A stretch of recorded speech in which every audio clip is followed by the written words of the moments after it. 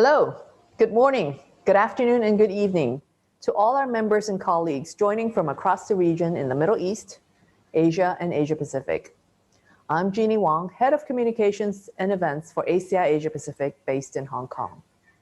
A warm welcome to our very first session of ACI APAC Online. A year into the pandemic, the aviation ecosystem is still reeling from loss of traffic, revenues, and business activity. And for a second year in a row, we have had to forego our annual Regional Assembly conference and exhibition event in the face of ongoing travel restrictions. We've certainly missed out on the opportunity to meet, converse, and network with our airport members, world business partners, and industry colleagues in person. And so we have created this platform at ACI APAC Online for members and colleagues to come together. We get that you're busy. There are many distractions. So we want to keep this bite-sized. Just join us online once a week for 1 hour to hear and engage with each other. Of course, this event would not be possible without the support and sponsorship of our world business partners. Thank you for your generous contributions, even amid such challenging times. We truly are grateful. We also want to thank you, our members and colleagues, for participating and joining in the conversations. If you look to the right, you will see our chat box. Feel free to say hi or ask questions throughout the hour. Our speakers or their delegates are also online and ready to take questions you may have. Of course, we may not have all the answers right away, but do follow us on Twitter or LinkedIn, where we'll try to continue the conversations. In any event, you can always email us. Now, you did not dial in to hear me talk. We have some exciting conversations ahead of us this hour. First up, the Director General of ACI Asia-Pacific, Stefano Baronci, would like to greet you. Stefano, over to you. Thank you, Ginny, and welcome you all to this event at ACI APAC Online. We never get used to the idea that at the most important crossroads in our lives, there are often no signs or instructions on what to do. Since COVID came into play, we can't simply think to push a button and rewind to the way things were in 2019, when traffic was steadily growing at a fast pace, both in the Middle East and Asia. While traffic in the two regions have been significantly challenged since last year, there are now positive signs of recovery, especially in Asia, with several countries counting on resilient domestic traffic. The challenge, however, is to create conditions which will restore international connectivity, so badly impacted by travel restriction and quarantine measures. This requires primarily the cooperation of many institutional and industry stakeholders, to a degree never experienced in the past, and certainly not during previous crises, which the aviation sector has successfully overcome. A great level of adaptability is also required. Today, we will hear from 4 airport leaders. Leadership over this time is naturally felt as a critical factor. When caught in a storm, we always count on the most experienced pilot, who is ready to adapt to the whims of weather. Staying adaptive through crisis implies several ingredients, including perspective to interpret the present changes and the ability to look beyond in the long term, novelty to rethink our routine, stay true to our missions with a sense of authenticity, and even a certain degree of willingness to make ourselves vulnerable without being afraid to fail. As managing business in its own right, good airport leaders take risks and calculate the consequences with the right dose of vision. COVID is no exception. The risk that was unknown in 2020, which created a general sense of anxiety, is now more familiar to all of us. With a combination of measures, including vaccine, testing, and proportionate travel protocols, airports are ready to safely welcome international travelers again across the region and beyond, as recently demonstrated by some countries. Our world business partners, together with airport members and industry colleagues, are also ready to share with you their ideas, experience, and insights in the coming weeks. Now, it is time to sit back, relax, and listen to them. Ginny, I pass the time back to you. Thank you, Stefano. All right, let's switch gears to this session's highlight, the CEO Forum. Joining us today is Catherine Mayer, who has the lucky job of chatting with some of our airport CEOs who are also our board members.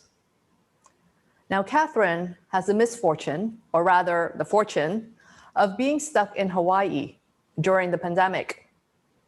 Nevertheless, we appreciate you staying up late to do this with us. Catherine, over to you. Well, being in Maui is hardly a sacrifice or a misfortune. But I tell you, I am so ready to get back on a plane and be able to work with and network and visit with friends and colleagues around the world, because there is nothing like face-to-face communication. But, we're going to try really hard to do that today through the CEO Forum. As you mentioned, we're really fortunate to have 4 CEOs that are on the board. They're inspiring industry leaders who will share their experience and ideas on ways to expedite aviation recovery. Joining me on this panel, we have the president of the ACI Asia-Pacific Regional Board, Mr. Seow Hiang, CEO Changi Airport Group. And we also have the director of the ACI Asia-Pacific Board, Mr. Akihiko Tamura. He's the president, CEO of Narita International Airport Corporation. Gentlemen, thank you so much for joining us. We really do appreciate it. But we have to take advantage that we have Mr. Lee with us, who's, as I said, the president of the Asia-Pacific Board. I'd like to ask you the first question, and that's to reflect, as the president of the board, we've heard so much about what ACI Asia-Pacific team and board are doing, how to help the members in light of what's happened the past 12 months due to COVID. Can you tell us about 1 or 2 of the priorities on your list that you really want to see get done that will help all of the membership in the Asia-Pacific region? Well, great to see you again, Catherine, and thanks for the question.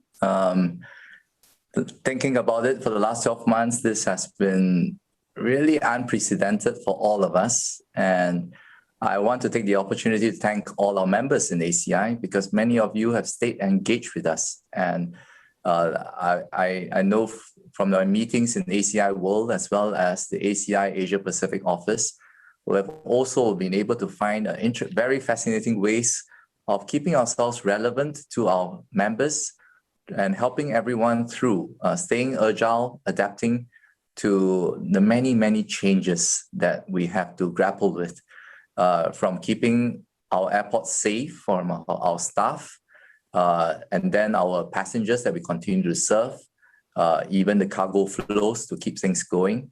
And all of us know by now, this is really not an aviation problem when it started off. It was a medical problem that's created through our understanding of virus and then border controls that truncated many of our flows. And so in this case, we had to reach out to international organizations, including the World Health Organization, so that we could have a common platform to manage the ambiguities that was unfolding. So that was something that we were very conscious of at the very beginning of this crisis. And through that interaction, we try to make information available as quickly as we can to all our members. And of course, even as we speak, we are conscious that we are still very much in the middle of this crisis, but our understanding of the situation is far better than we were 12 months ago. And I think with that added knowledge, we'll be able to help members better adapt for the months to come, whether it's about digital passports, vaccines, development, or even different experiments on travel protocol that we all have to be embarking on. Thank you very much. Okay, now I'm going to ask you both to have your CEO hats on of your organization. So, Mr. Tamura, as the leader of your organization, you've had to ensure that your airport has reacted and adapted quickly to the ever-changing regulations and conditions, which is surely a result of successful leadership, teamwork, and trust. Can you share with us some of your leadership actions taken to keep your teams motivated and optimistic, even when facing all of the obstacles and uncertainty they've had to face over the past 12 months? Okay, thank you, Catherine. When the COVID-19 pandemic began and the major countries introduced the strict air travel restrictions last year, a couple of things came to my mind. Firstly, NAA is a corporation and obligated to make profits, but to begin with, our airport is a critical part of the national infrastructure, and our priority is to serve their public interest. And we have to keep the airport in perfect condition for landing and takeoff with or without a crisis. And we should closely cooperate with the CIQ or authorities for border protection measures. This nature of airport, our business is a matter of course, however, I have been trying to renew the awareness of this among my colleagues at NAA. And secondly, airport is unable to function without the services provided by the airlines and various airport-related service suppliers. If they are gone at the time of a market recovery, we cannot welcome returning travelers. So it is essential for us to support the airport community as a whole in difficult situations, even though we ourselves are making larger losses. So NAA has been providing rather generous support packages to airlines and the tenants, including payment postponement and the reduction of the rent and other charges. This is an investment for ourselves, in a sense, to be chosen and ready to serve our valued customers. Thirdly, it may take some time, but the crisis will eventually go away. The demand for air travel will come back, and our airport will be here to serve.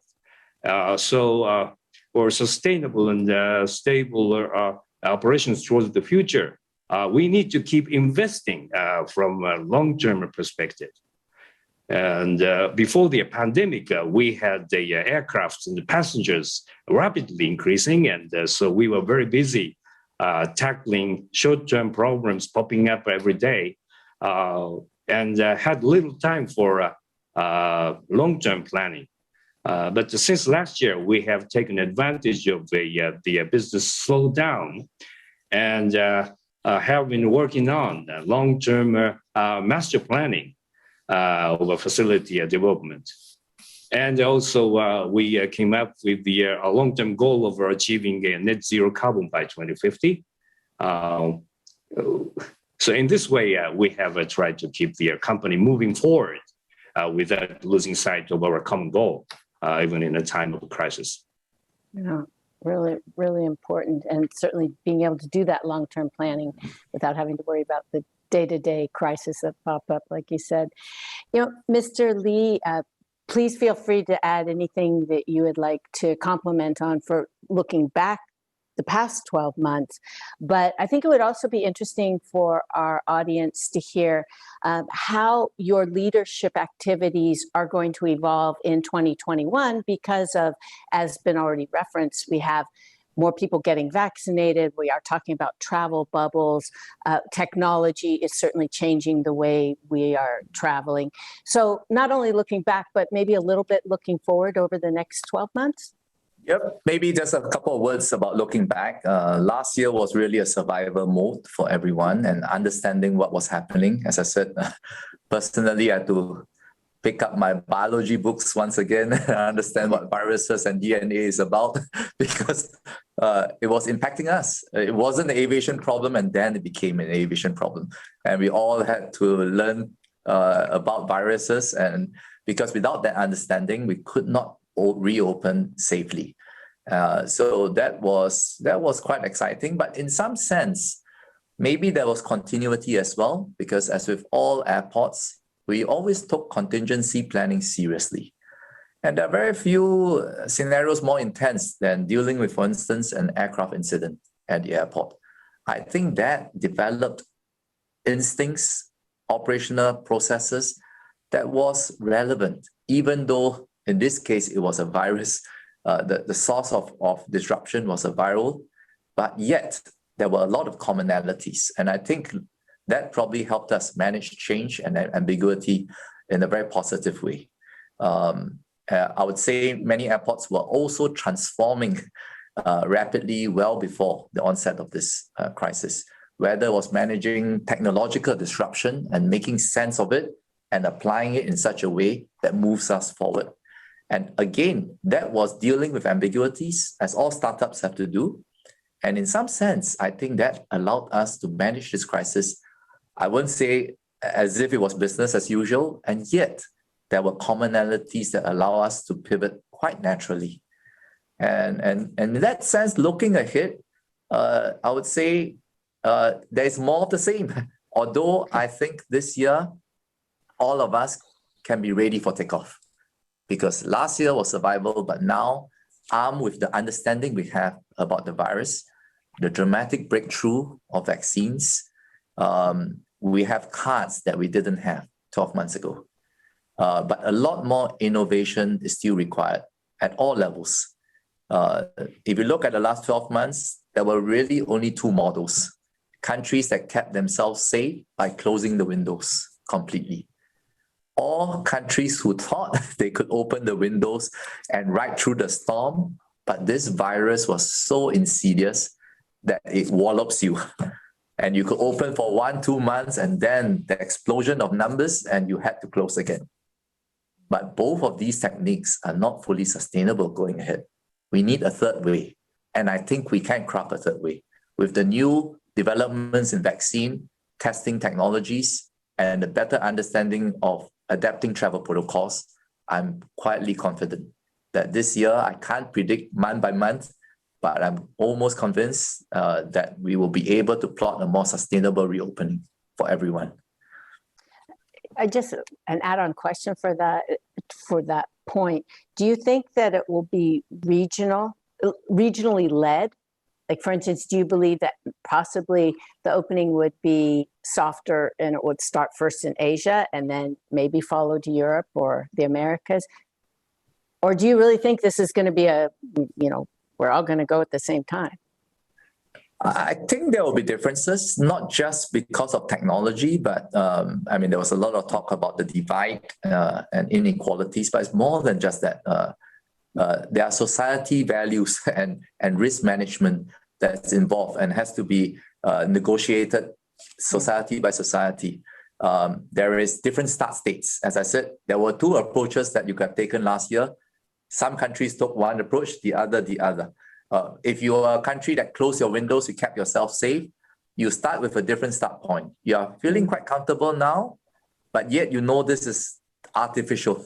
If you're a huge country, you may feel that it is quite normal, you could trade inwards, but we are such a global economy now, even for huge countries that kept themselves safe by closing the windows and just trading within themselves. Even for these countries, they know that this cannot be the status quo for the long term. And they will have to plot ways to open up safely without losing the safety that they have secured.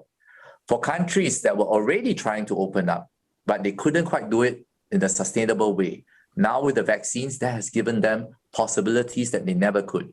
The US is a good example where I think the rate of vaccination is one of the fastest in the world.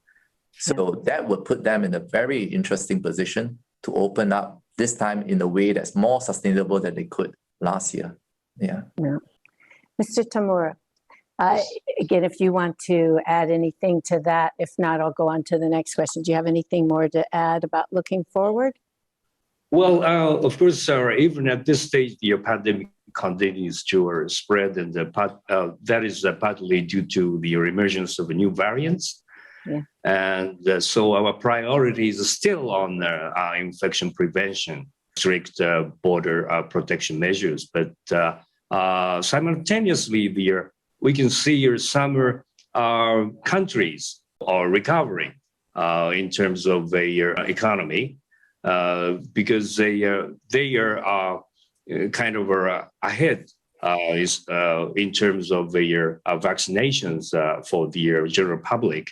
If there will be a considerable number of our countries to create their herd immunity and the relaxed entry restrictions, we should prepare for their opening the doors to their foreign countries, and so we should work closely with the international organizations and the authorities in each country to provide common procedures for overseas travel. And that will kind of lower the hurdles for the air travel. Okay, now changing direction on some of these questions. Mr. Tamura, you have extensive experience in travel and tourism. So the question to you will be, how do you bring in the previous involvement as the Commissioner of Japan Tourism Agency to the job that you're holding now? You successfully brought in tourists before. So with the Olympics coming up and the possibility that you might not see as many visitors as you had previously anticipated, how do you collaborate with the other leaders and governments and tourism agencies around the world to stimulate traffic and get passengers through your airport again? Yes. Talking about the Olympics, almost all host cities for the Olympic Games, including Barcelona, Sydney, Beijing, and London, experienced a significant growth in inbound tourism. The number of overseas visitors started increasing for each host city and the host country just as the city was elected for the site of the Olympics. And the increase lasted for years after the Games. One reason would be the global media exposure received by the host city and the country. And also another reason would be word of mouth or communication from athletes and spectators who actually visited the city during the period. I'm sorry that the spectators are not coming from overseas to the Games, and there will be a large opportunity lost for Tokyo and Japan in terms of consumption and influence in the communication of information. However, still a large number of athletes and team or officials are coming to Japan, and also a huge amount of media exposure can be expected during the period.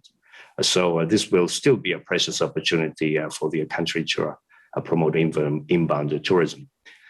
And in addition, after the Olympic and the Paralympic Games, we have to make sure that follow-up information about Tokyo and Japan is conveyed throughout the world with a certain quality and frequency. This is even more important for Japan because it is hosting the Olympics without overseas spectators who are expected to be potential influencers. We cannot miss out the after effect of the Olympics.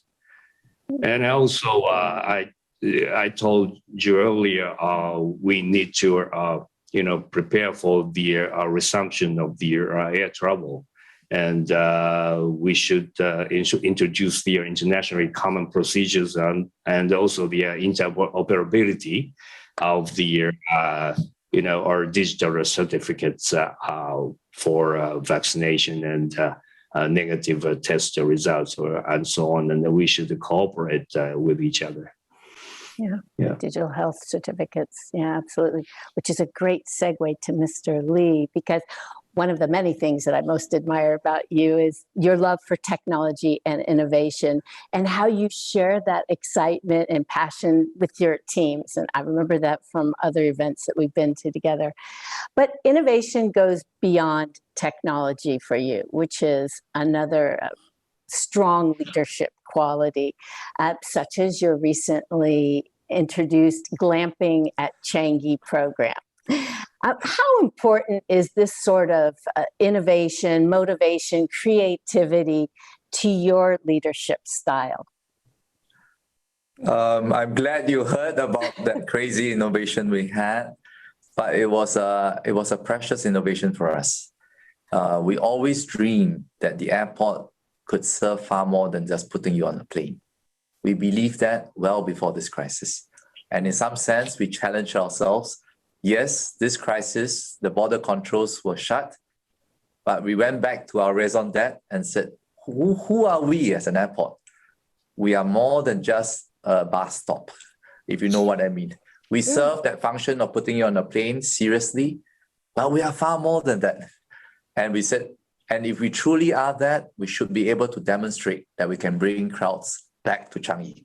And so it started with a simple idea, and it ended with glamping. We had a festive village.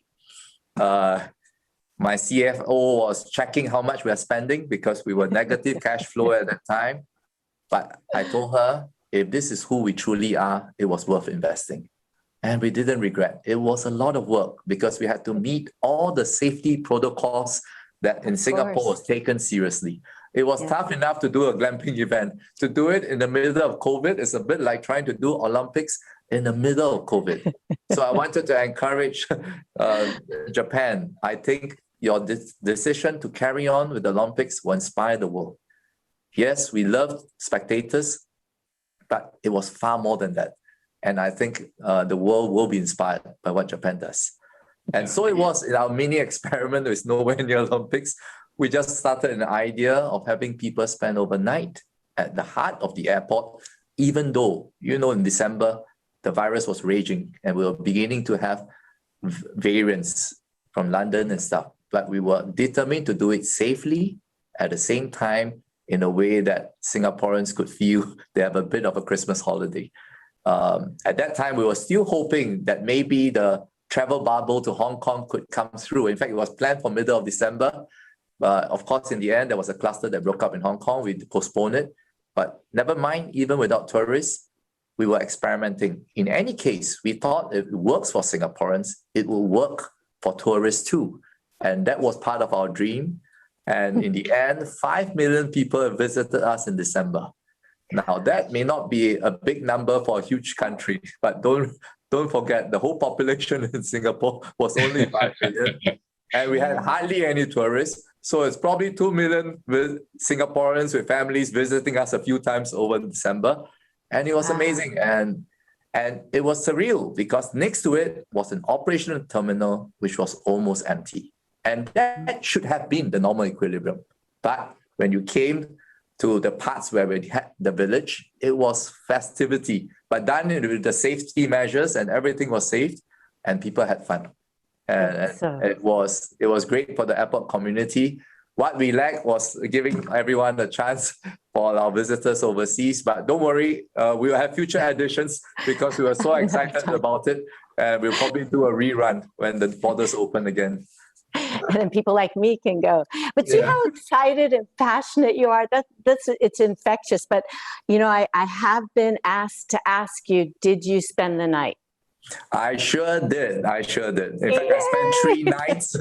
I wanted to feel for myself what it meant for Singaporeans. And looking at the stories that their faces tell, we succeeded. We knew it brought a positive energy that boosted even the airport community. Imagine your airport community and you're struggling in an empty terminal every day. It kind of brings you down. But that event reminded us who we are and what we can be. And at some point, the border will reopen again and the same energy can be harnessed to serve our passengers. Yeah. I think it's fantastic for both of you. I'm sure that energy and the enthusiasm and passion will help you to drive forward and help our industry to, regain the momentum and growth that it was experiencing pre-COVID.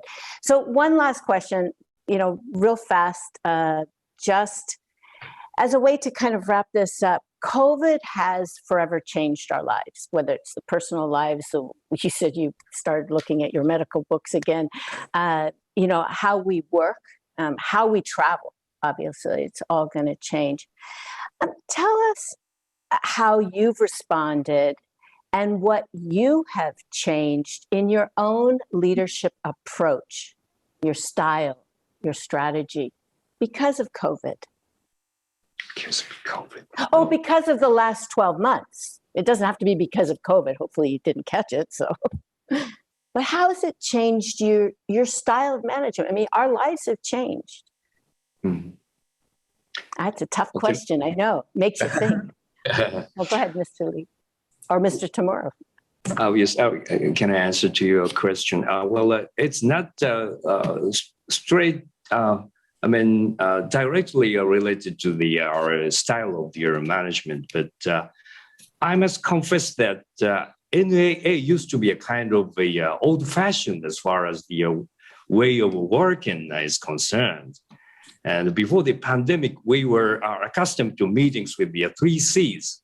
That is to say, confined spaces, crowded places, and close contact.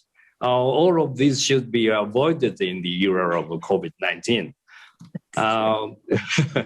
But since the pandemic was declared by the WHO, remote working has been introduced, and the teleconference has been actively used at NAA. And my frank impression is that they are very much effective in dealing with the routine work every day. I wish we could have done this much earlier. But at the same time, I feel sort of frustrated talking with my colleagues and business partners on monitor screens and through their speakers. Over the internet, it's hard to make a careful choice of words while picking up the smaller nuances of facial and vocal expressions of the conversational partners. We do that in a face-to-face communication. And moreover, we tend to have lesser kind of a casual conversation before and after teleconference. And but that kind of a seemingly useless or meaningless activity really stimulates us to come up with the creative ideas. So I would say that both are online and face-to-face meetings will coexist on their own merits. Yeah. Both very, very good points. Mr. Lee? No, I agree with Tamura-san that it probably reaffirmed our desire to stay agile, to move with ambiguity, embracing ambiguity. In fact, more than embracing it, we want to shape the environment proactively. I think these lessons were something we were grappling with, and it panned out that it was so needed for this crisis. But I think it is not just for the crisis. Imagine we could keep that agility even in good times. That must mean a faster rate of innovation and a more enjoyable one as well. And it would mean decision-making at all levels. I think most organizations have worked well with a top-down approach, and then they realize, oh, well, how much more if every level could innovate at the same time and not leading to chaos.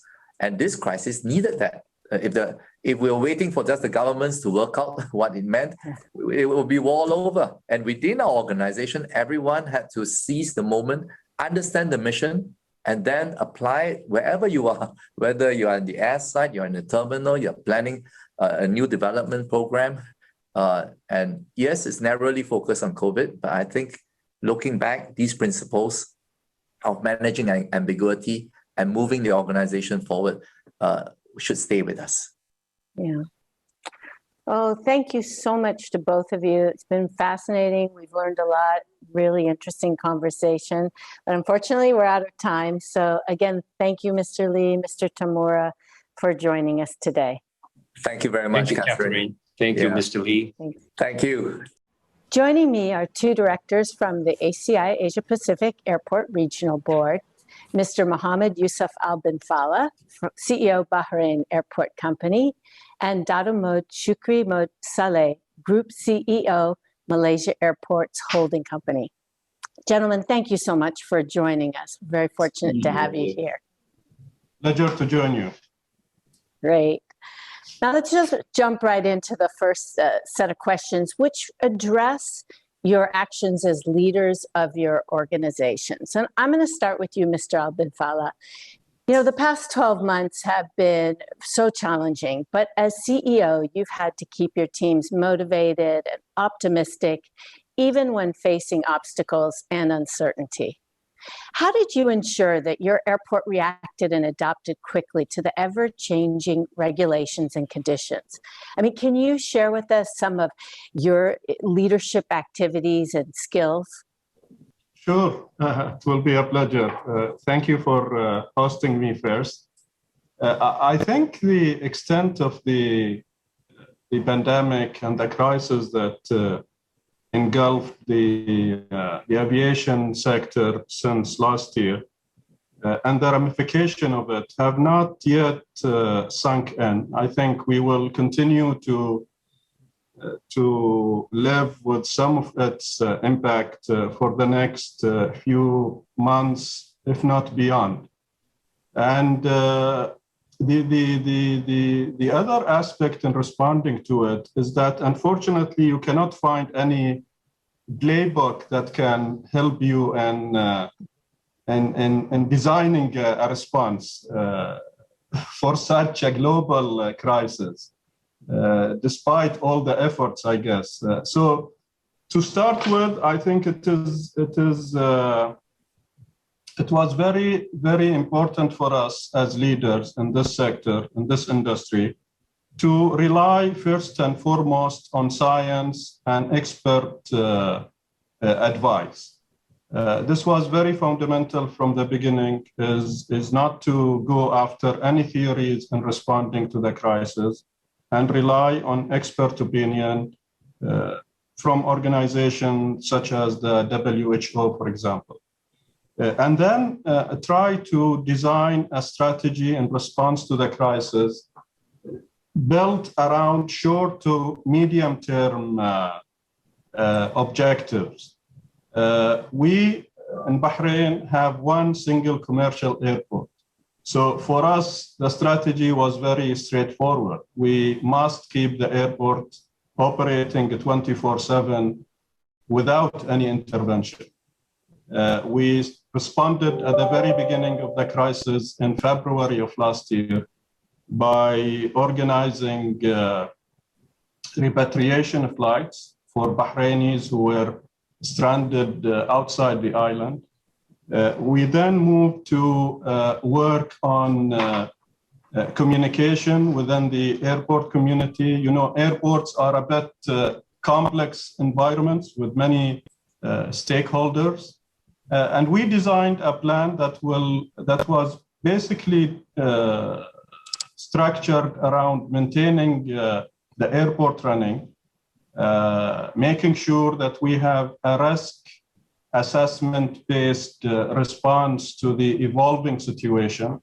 We revisited all of our business continuity plans with a view to make sure that everyone in his key core function is ready to respond to developments. And finally, we very much focus on communication. I think in a crisis like this, communicating messages not only within the organization, but also across the airport campus was very fundamental.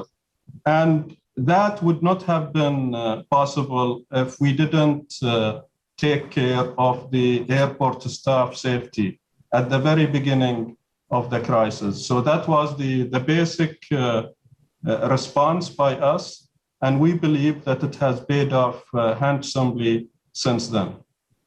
Yeah, for sure. Communications is going to be key with everything moving forward. Dr. Shukri, please feel free to add anything about what you did looking back. You want to add to what Mr. Binfalah said.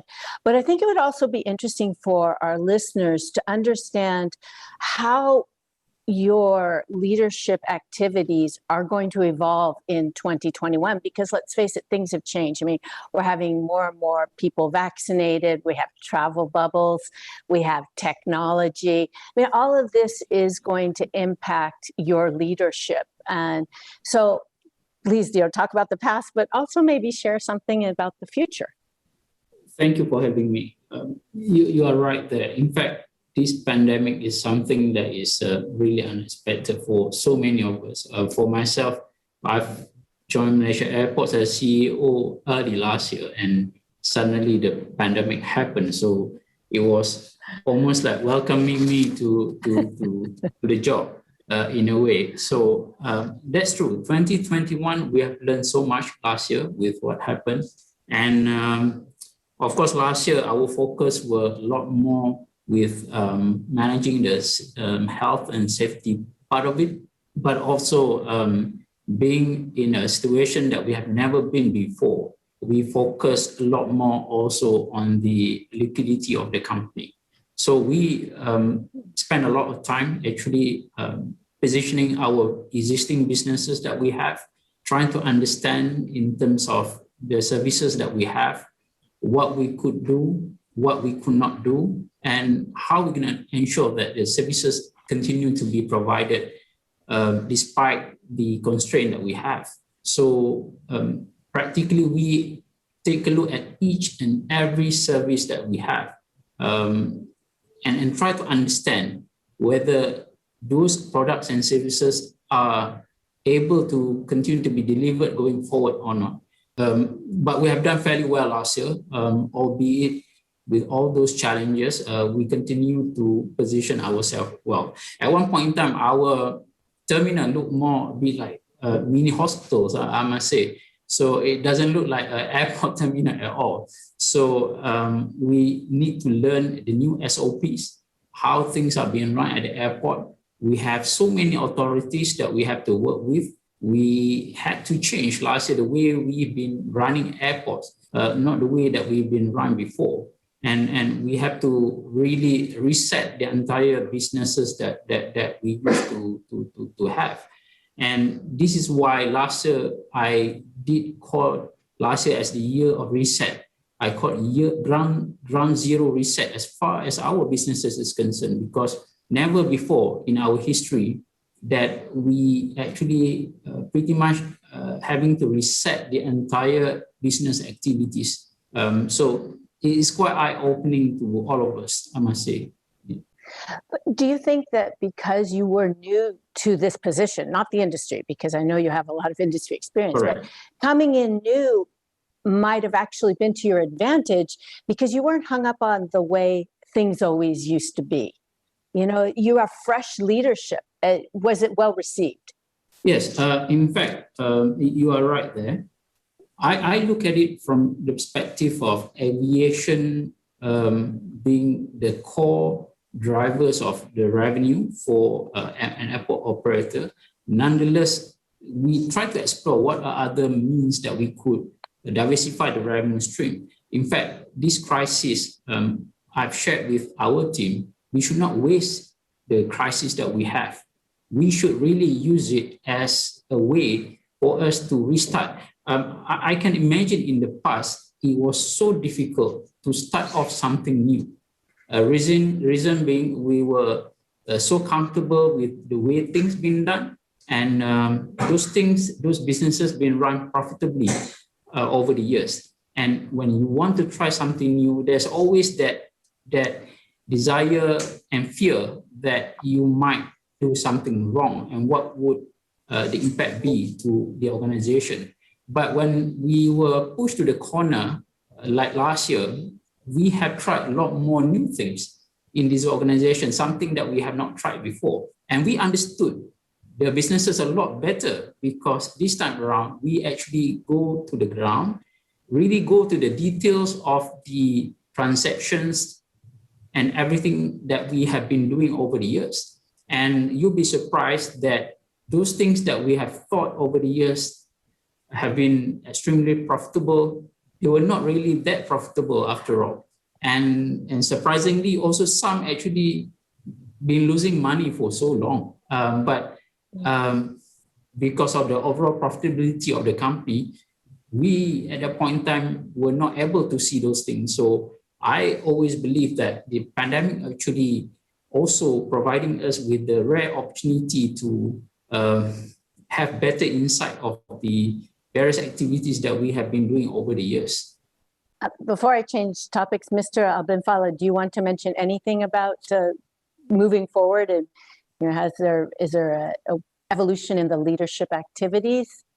Yeah, I mean, what we did last year was we were in the process of managing multiple priorities even before the pandemic. We were managing the development of the new terminal, and that was taking a lot of our efforts, beside keeping the airport running, of course. And then all of a sudden, everyone is hit with something that is unprecedented. And the first thing we did was to pause and revisit everything that we had as part of our strategy plan. And we found that we needed to change our direction a little bit. So we focused on short to medium term priorities. And obviously financial prudence and management was at the top of the agenda for us. We are a government-owned, but nevertheless a corporatized operation. So the bottom line is very important for us.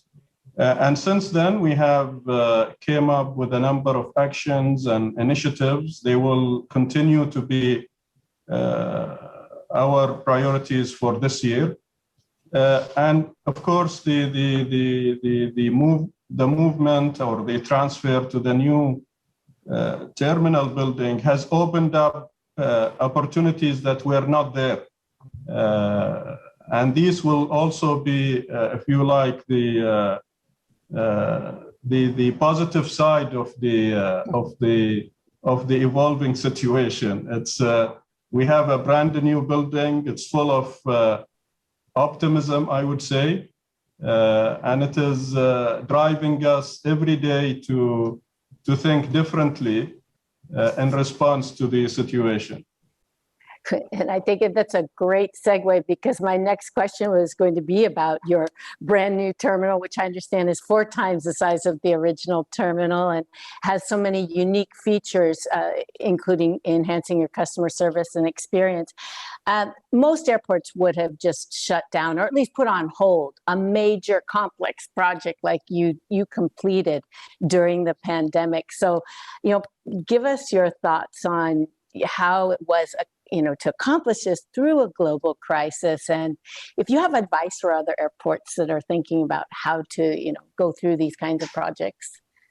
But sure, over to you about I would that like new to. terminal. Yeah, I would like to start and set the scene by sharing with you a video. I hope it's not going to be long, but it will give you a good idea of what we have managed to achieve over the last few years. So we'll start with the video, and then I will add a few commentary on that.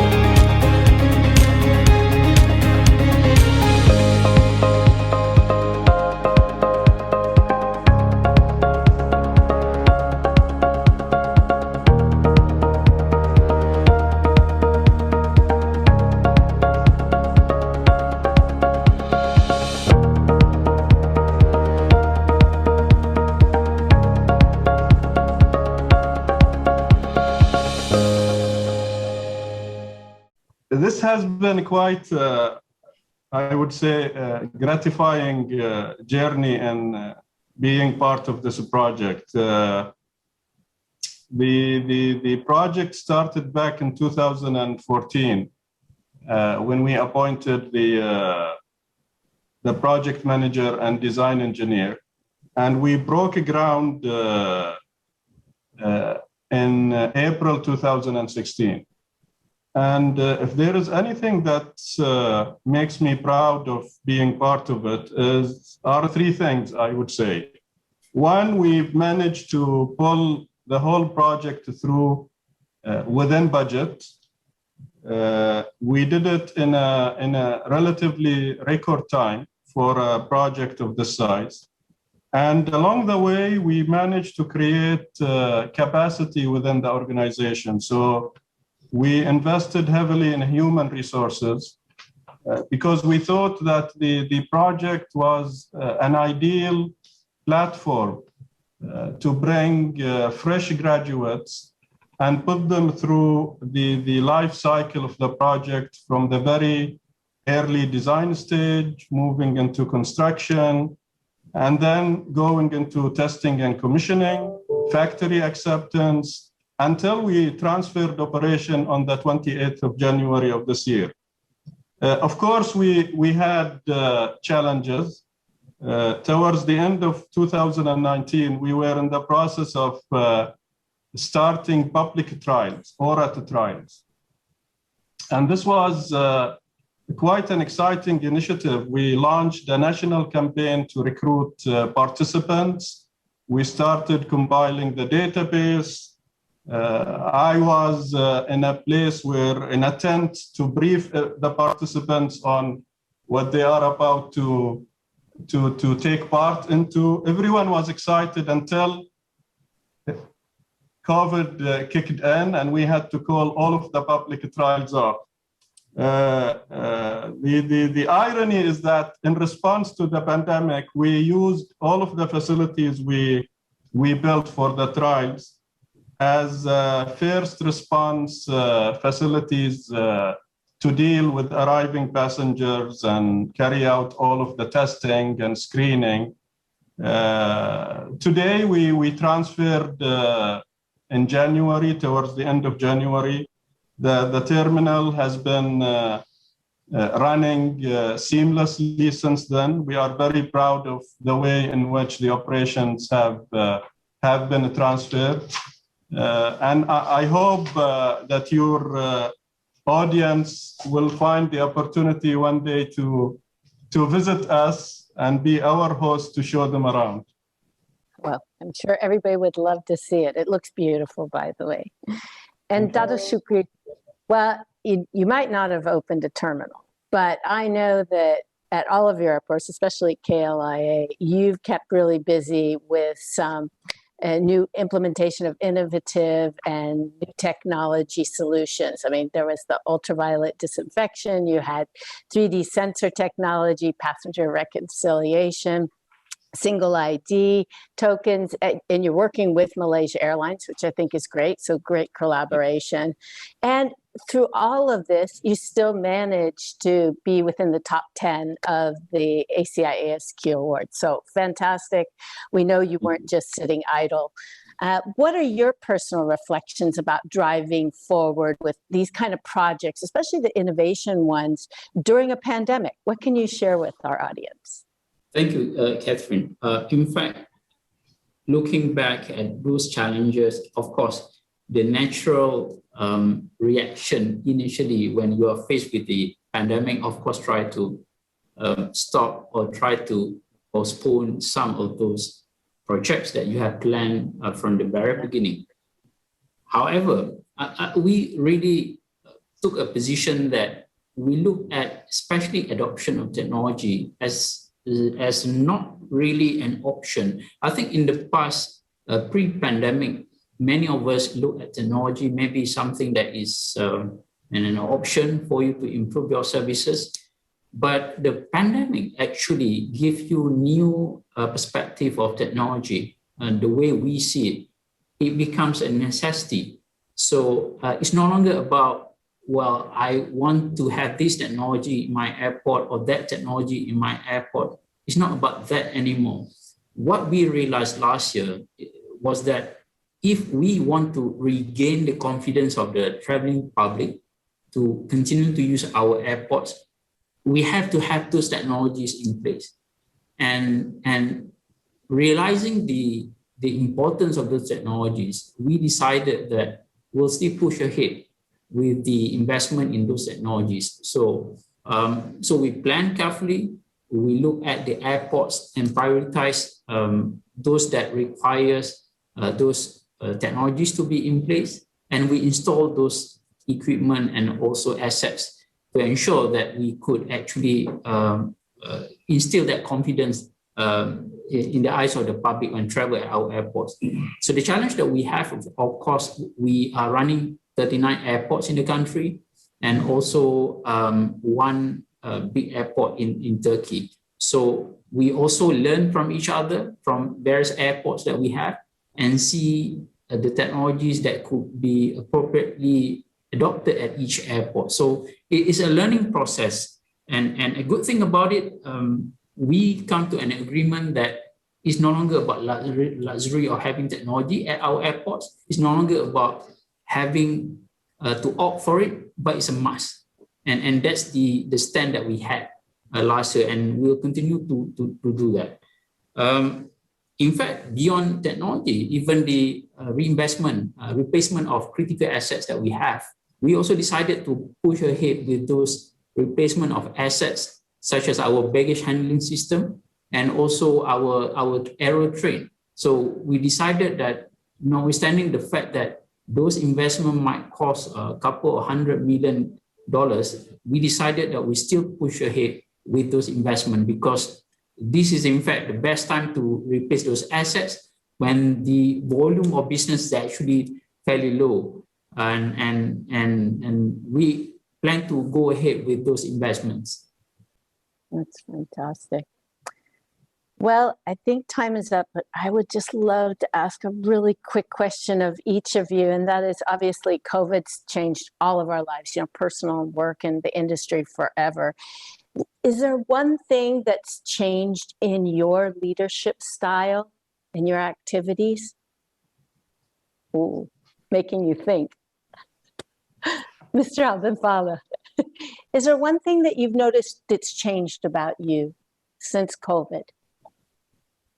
Yeah, I think there are two aspects in our business that ended up being coming under more focus, if you like.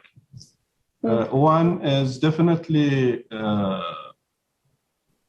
being agile and able to respond to a never-ending changing environment. Things have been moving in a pace that's totally different every day. There were developments on the safety front, on the health front, on many fronts that required management teams to be very responsive on the spot. I think that one was one outcome of the way in which we've tried to keep up. And the other, of course, is to focus on keeping the business continuous. Again, the impact that the pandemic has had has not been only in the communities. We've had our share of staff being infected, many staff being in self-isolation as a result. And that has been a very disruptive development to keep a 24/7 operation continuous. So business continuity, contingency planning has been one of those key attributes of being on top of the situation. Yeah. Dr. Shukri? Thank you, Catherine. I think for me, we always thought, for myself, I've been in the industry for about 50 years. In various capacity. I was running ground handling business before this. I was also with the airlines and now with the airport operator. And after being in the three different sectors of the industry, I thought I know them all. And I think this pandemic really changed the perception that I have about the respective businesses in the aviation, and having to actually go through the details from every revenue stream that we have to the cost that we incur and we spend over the years is quite enlightening. We learned so much over this pandemic, the last year or so. And something that I personally have never learned it before, probably also never encountered that before, because it's been camouflaged with all those profitability and businesses that you have. And I kept on reminding my team that do not waste the pandemic. Learn as much as we could from the pandemic, improve ourselves, including areas like coming up with the new areas to increase our revenue stream. do not just rely on the traditional businesses that we have. So here in Kuala Lumpur, we have seen some airline has been very, very innovative, and we have done the same. So we have explored, I think we have expedited and managed to launch our e-commerce platform last year. We have done other things, including enhancements of our other services. The whole idea is, post-pandemic, we would like our organization to have a sizable revenue stream coming from non-traditional businesses. And with that, hopefully, the next round of pandemic, which this might not be the first and might not be the last, I'm sure, we are more and better prepared to face the crisis. Well, again, gentlemen, thank you so much for joining us. We really do appreciate it. And thank you for having us. We look forward to visiting and interacting face to face. Thank you, Catherine. Our pleasure. Thank you. I am always awed by the leadership and inspiration from our board members. Thank you, gentlemen, for sharing so candidly with us, and Catherine for moderating. Thank you, our audience, for tuning in. We appreciate your engagement with us. For questions we couldn't answer just now, follow us on Twitter or LinkedIn or email, and we'll continue the conversations there. Now, don't forget to join us again next week. Same time, same place. We will hear from our World Business partner Amadeus and their colleagues speak on establishing an end-to-end biometric journey. See you next week.